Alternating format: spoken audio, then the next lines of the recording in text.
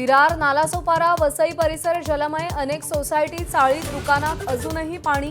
वसई ते नालासोपारा रेल्वे रूळ पाण्याखाली।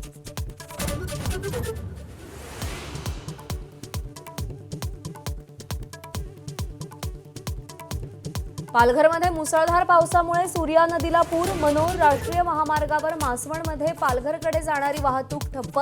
पाणी साचल्याने रुग्णाला घेऊन जाणारी खासगी कार पुराच्या पाण्यात अडकली।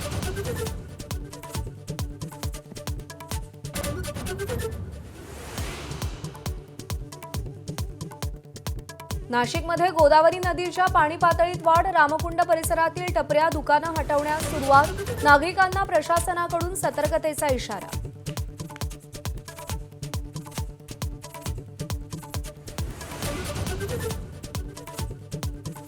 मुंबई नाशिक महामार्गावरच्या जुन्या कसारा घाटात मुसळधार पावसाचा फटका। हिवाळा पॉइंट जवळ दगड आणि मातीचा ढिगारा रस्त्यावर। वाहन चालकांनी खबरदारी घेण्याचं आवाहन।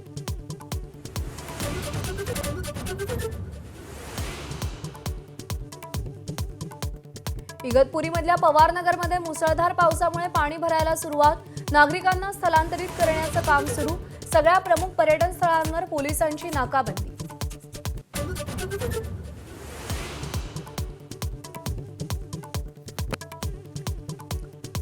तब्बल 18.5 तासांनी अखेर मुंबई पुणे मिसिंग लिंक सुरू। दरड कोसळल्यानं वाहतूक ठप्प होती। 7,000 कोटी खर्चून बांधलेल्या मिसिंग लिंकच्या कामाबाबत प्रश्न उपस्थित।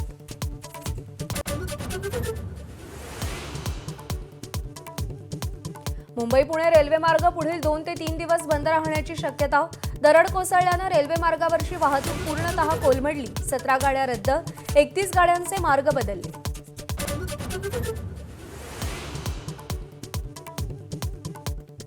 आळंदीतल्या पूरस्थितीमुळे उद्याच्या पालखी सोहळ्यावर निर्बंध।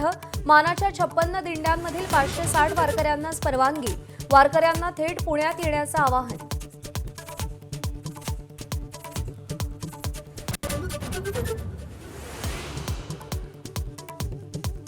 जयंत पाटील आणि विनोद तावडे यांची शुक्रवारी मुंबईतील पंचतारांकित हॉटेलमध्ये चर्चा।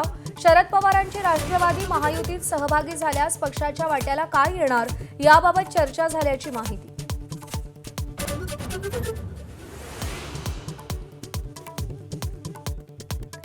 वाराणसीहून नागपूरला येणाऱ्या महिलांना दानापूर सिकंदराबाद रेल्वेगाडीत भयानक अनुभव।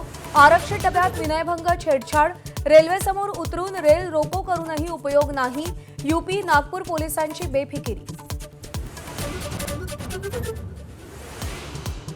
संत एकनाथ महाराज पालखी सोहळा सुरू होण्याआधीच जुन्या वादाला फोडणी। संस्थान आणि नाथ वंशज मानाच्या अधिकारावरून आमनेसामने।